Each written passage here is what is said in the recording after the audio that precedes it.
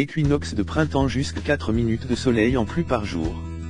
L'équinoxe de printemps s'est produit ce lundi 20 mars, c'est le moment où le gain de luminosité est le plus fort, avec 4 minutes de soleil en plus par jour.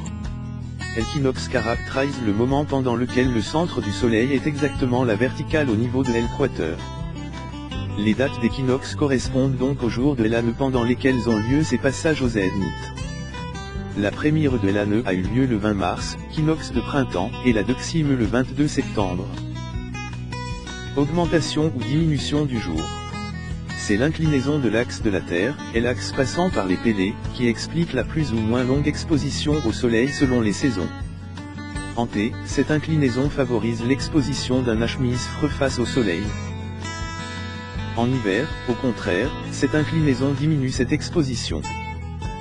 Au printemps et l'automne, les expositions respectives des hémisphères est sud et nord sont équilibrées.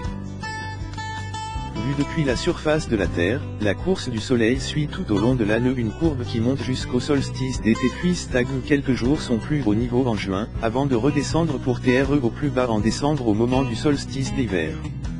Le jour le plus long correspond à la course la plus longue du Soleil. Il se lève alors au nord et se couche au nord-ouest. Le jour le plus court correspond à la course la plus courte du Soleil. Fin septembre, nous perdons jusqu'à 4 minutes d'ensoleillement théorique par jour. Cette perte de durée du jour diminue ensuite jusqu'au solstice d'hiver le 21 décembre, puis nous recommençons tout doucement en regagner nouveau. À mi-chemin entre le jour le plus long et le jour le plus court, au équinoxe, la pente de la courbe est la plus forte.